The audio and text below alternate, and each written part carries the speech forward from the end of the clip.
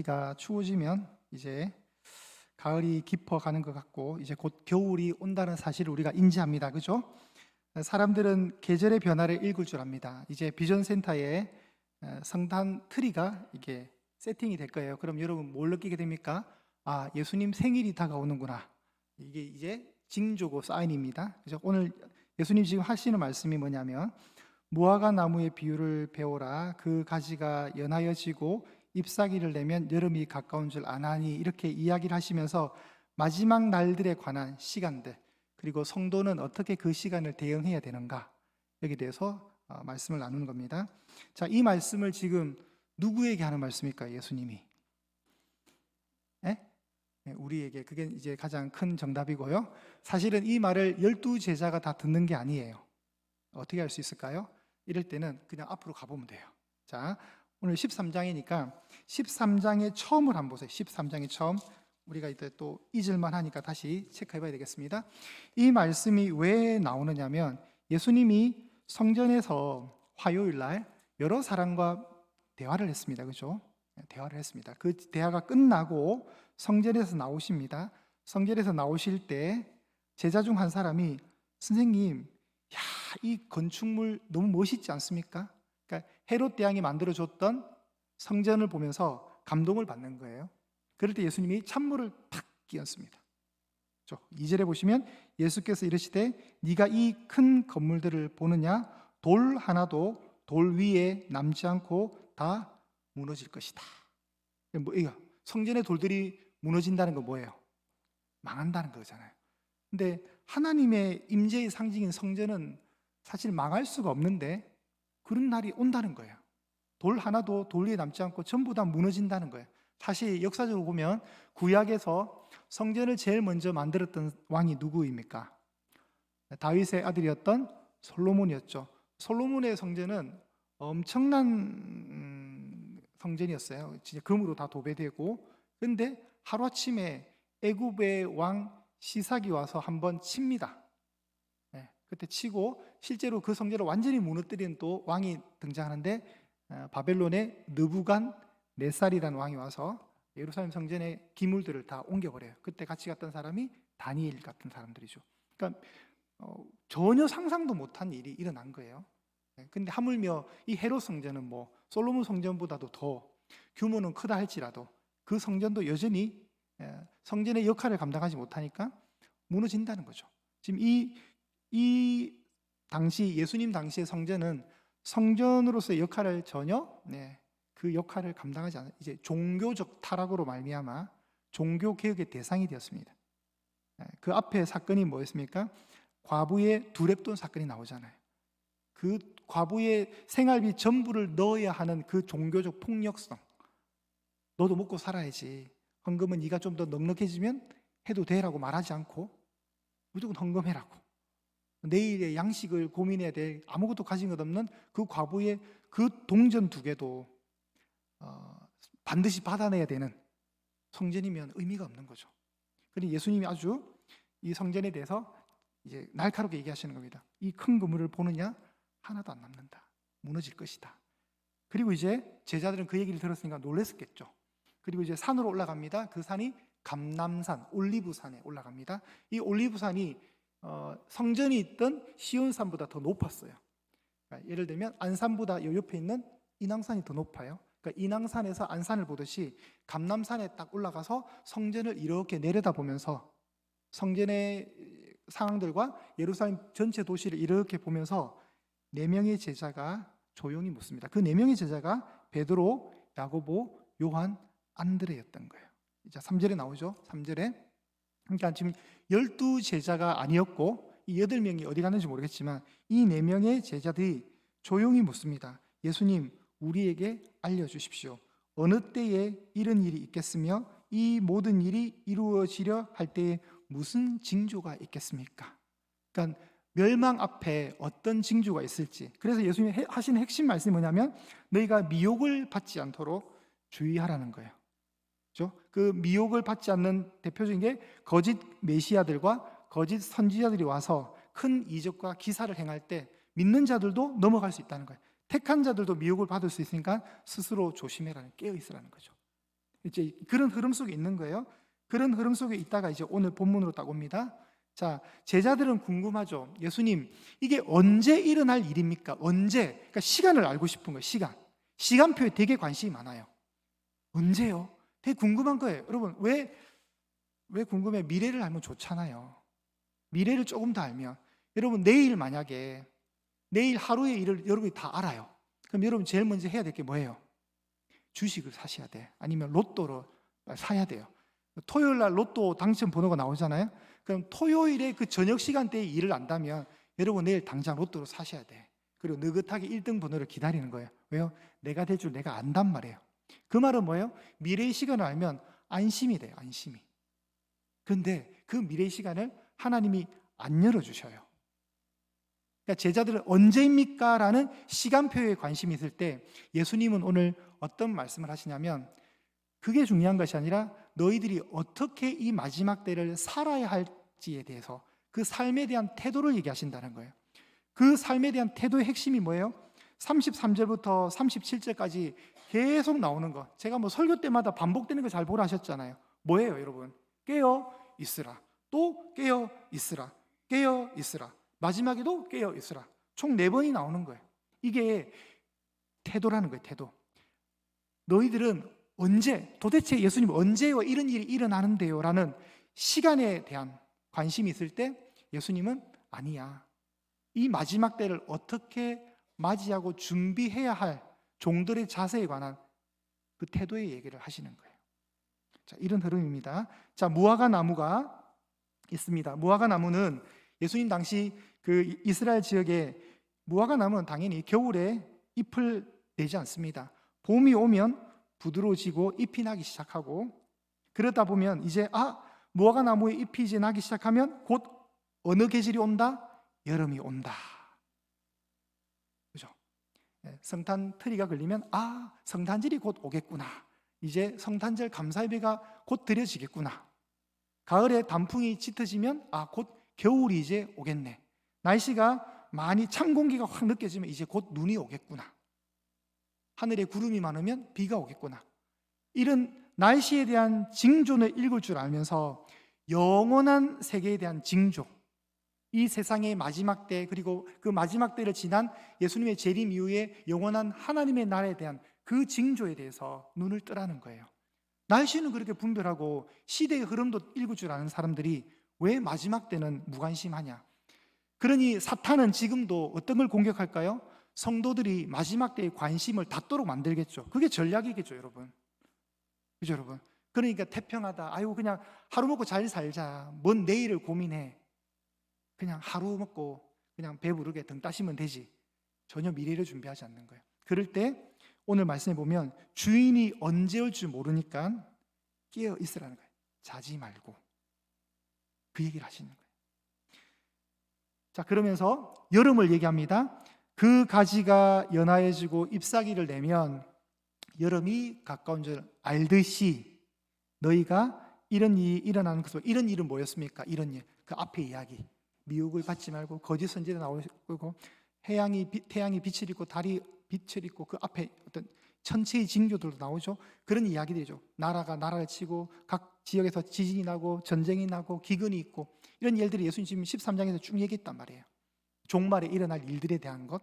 그런 일이 있으니 이제 인자가 문 앞 가까이 와 있는 줄 알아라는 거죠. 자, 여름입니다. 예수님이 여름을 얘기한 것은 왜 그러냐면 여름이란 단어와 종말이란 단어가 이 워드 플레이, 그러니까 말의 그 언어 유희가 있어요. 자, 여름은 히브리 말로 카이츠라 그러고 종말이란 종말은 끝은 캐치라 그럽니다. 캐치. 이게 이제 우리가 들을 때는 별로 아무것도 아닌 것 같지만 저기 써 있는 좀 복잡하게 썼네요. 저기 문장이 비슷해요. 생긴 게 히브리어 생긴 게 좀 비슷해요. 자, 예를 들면 이런 겁니다. 자, 그 올려주세요. 받아줘. 판코리아부터 가면 되나요? 자, 싸이가 감기약 선전합니다. 판코리아 이러잖아요. 판코리아 들어보셨어요? 여러분 시편 읽으신다고 TV를 안 보시는 것 같은데 그래도 여러분 한 번씩 보세요. 광고에 보면 싸이가 나와서 판코리아 이러냐. 이걸 우리가 어떻게 듣는 줄 아세요? 판코리아라고 들려요. 판코리아. 여러분 표정에서는 별로 이렇게 갸우뚱하신 것 같은데 자, 판코리아 자, 판코리아 하니까 판코리아 한국으로 들리는 거예요. 그러니까 여기서 두 가지 의미를 그냥 가지고 있는 거예요. 마치 종말과 여름이라는 단어가 이렇단 말이에요. 그 다음 내 마음을 받아줘. 내 마음을 받아줘. 이게 뭐예요? 이 언어 유희예요. 언어 유희. 저기가 바다라 말이에요. 바다.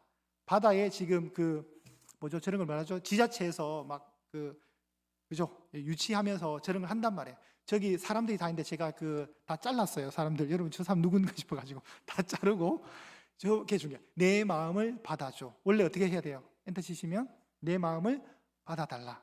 저거네요. 네. 그러니까 여름과 종말이라는 말을 이렇게 언어 유희를 예수님이 쓰신 거예요. 여름을 얘기하시지만 종말을 이렇게 판코리아. 판코리라는 의약품도 되지만 한국이라는 코리아 단어도 들리는 거예요. 예수님 지금 쓰시는 워딩이 뭐냐면 여름을 통해서 종말을 얘기하시는 거예요. 종말. 이런 언어 유희입니다. 그리고 30절 보시면 내가 진실로 너에게 말하는데 이 세대가 지나가기 전에 이 일이 다 일어난다. 이 일이 어떤 일이에요? 거짓 선지자가 나오고 미혹을 할 것이고 성전은 무너질 것이고 지진과 기근이 일어나고 이런 일들이 이미 2000년 전에 예수님 당시에 실제로 일어나요. 실제로. 성전은 AD 70년에 로마의 티투스 장군이 와서 박살을 내버려요. 여러분. 실제로 일어난단 말이에요. 그러나 또 오늘 우리 영적으로 보면 우리 세대가 또 지녀야 될 긴장감입니다. 또한 그러면서 예수님 말씀이 그냥 지나가는 말이 아니라 반드시 성취되고 이루어진다는 걸 얘기합니다. 천지가 없어지겠으나 내 말은 없어지지 않는다. 여러분 천지가 없어지는 게 쉬워요? 예수님 말씀이 없어지는 게 쉬워요? 천지는 없어지는 일이 사실 우리가 생각할 때 없는데 천지가 없어지는 만큼 내 말은 그만큼 무게감이 있다는 거예요. 천지를 얘기할 정도로 하늘과 땅을 얘기할 정도로 예수님 말씀을 같이 더 높게 보는 거예요. 그러니까 이 말은 반드시 이루어진다는 거예요. 여러분 종말이 옵니까 안 옵니까? 옵니다. 예수님 재림 하십니까 안 하십니까? 합니다. 반드시 되는 일이에요. 에휴 설마 이러면 이제 안 되는 거죠. 그리고 32절입니다. 이 예언이 예수님 지금 던지시는 이 모든 사항들, 그러나 이 사항들은 그 날과 그때는 아무도 모른다. 이게 이제 중요한 겁니다. 우리는 자꾸 시간표에 집중을 하는 거예요. 언제 일어날 것인가? 예수님 기약이면 몇 월 며칠 언제 일어나는데요? 그럼 제가 예수님을 믿기 시작하면서 교회 생활을 한 연도가 1992년입니다. 1992년 6월 달에 친구 따라 소위 말해서 강남 갔다가 강남을 가게 된 거예요. 친구 따라 저를 꼬셔가지고 제가 그 꼬임에 넘어가가지고 이 거대한 조직에 들어와서 이제 제가 늘 얘기하잖아요. 그런데 그때 뭐가 있었냐면 10월 달에 10월 29일인가요? 뭐가 있었습니까 여러분? 이장님의 다미 선교회 기억나세요? 네, 그때 TV에 실제로 그날 사람들 흰옷 입고 예수님 오신다고 막 기도하고 찬송하고 난리치는 거를 저희 어머니가 TV에서 봤어요. 실제로 저와 같이. 그리고 저희 어머니가 뭐라 했냐면 저 미친 것들이라 그랬어요. 그리고 제가 얼마 있다가 교회 나가는 걸 어머니한테 들켰어요. 그러니까 어머니가 어떻게 생각하겠어요? 더 크게 인식하는 거예요. 우리 아들 이제 미치겠구나. 우리 아들도 곧 미쳐가겠구나. 그러니까 그런 사건이 없었고 그런 TV 화면을 안 보고 그냥 교회 다니는가 보다 했으면 덜 좀 염려하셨을 건데 그때 저희 어머니가 받았던 그 두려움과 공포는 심각했던 것 같아요. 제가 교회를 다닌다 하니까 이제 잘못된 길로 들었습니다고 생각했던 거예요. 성경이 분명히 그날과 그때는 아무도 모른다 했는데 이장님이라는 사람이 사람들을 미혹해서 1992년 10월 28일이다 뭐 이렇게 얘기한 거예요. 그러니까 성경과 전혀 맞지가 않는 거죠. 성경은 어느 정도로 모르냐면 하늘에 있는 천사도 모르고 이 말을 하시는 예수님도 모른다는 거예요. 지금 예수님도 모르는데 어떻게 이장님이가 아냐고요. 그죠? 그때 혹시 호기심이 한번 갔다 오신 분 있으세요? 목사님 제가 이제 실토하는데 저 그때 있었어요. 그 TV에 흰옷 입은 사람이 저예요. 뭐 이렇게 하시면 안 돼요. 자, 여러분 예수님이 하나님이시잖아요. 사실 예수님이 이거 모르실까요? 저는 이게 항상 읽을 때마다 아들도 모른다는데 예수님이 알면서 괜히 이러신 것 같은데 예수님이 일부러 전지하심을 스스로 제안하셨어요. 예수님이 알면 충분히 알 수 있는데 예수님도 한 발 물러셔서 이 시간을 오직 아버지 하늘 아버지의 주권에게 맡겼어요. 그냥. 그러면 내가 진짜 이건 알려주면 안 돼. 내가 한번 알려줄게. 이거 사실 언제야 라고 이 4명의 제자에게 말해준 게 아니라 나도 모른다 할 정도로, 그러니까 그 시간에 대해서 그 일시와 날짜를 궁금해하지 말라고 예수님 얘기하는 거예요. 나도 모른다. 근데 예수님은 알 수 있는 분인데 전지전능함을 스스로 제한하신 거예요. 그러면서 하나님만 이 시간을 아신다는 거죠. 그러니 우리가 뭘 해야 됩니까? 33절부터 끝절 37절까지 우리가 무엇을 봤습니까? 깨어 있으라는 겁니다. 시간표에 시간에 관심 갖지 말고 어떻게 이 마지막 때를 살 것인가, 삶에 대한 태도. 그래서 오늘 설교 제목이 뭡니까? 여러분 별로 또 관심이 없죠? 좀 한번 제발 좀 펼쳐보세요. 여러분, 장채순 권사님만 보지 말고 오늘 기도가 장채순 권사님이구나 이런 데만 궁금해하지 말고 설교 제목을 보세요. 설교 제목, 시간표 대신 태도라는 말이 여기서 나온 거예요. 그러니까 우리가 이 마지막 때를 살아가는 우리가 뭘 해야 되느냐? 깨어 있으라는 거예요. 그렇다고 오늘 밤에 주무시지 마, 스스로 불면증에 시달리란 또 이런 거 아니에요. 여러분, 이건 영적인 삶이잖아요. 그럼 깨어 있으란 말은 뭘 담고 있냐면 네가 지금 하고 있는 일, 네 자리를 지키며 열심히 하면 되라는 말이에요.